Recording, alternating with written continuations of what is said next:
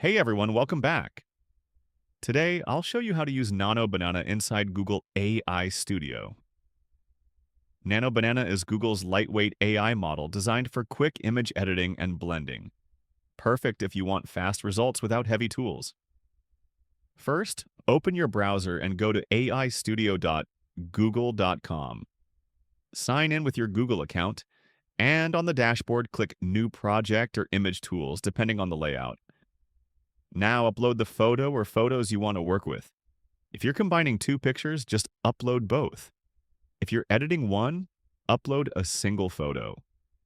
In the Tools panel, choose Nano Banana as the model.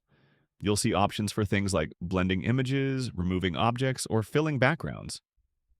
For example, to combine two photos, select Blend Images, upload them, and then type a short prompt like, "Merge these into one natural photo." Hit Generate, and Nano Banana will create a combined result. If you're removing something, just highlight the area and let Nano Banana fill it in. It's super fast and usually gives a natural look right away. Once you're happy with the result, click Download to save it to your device. And that's it. That's how you use Nano Banana in Google AI Studio to edit and combine photos quickly.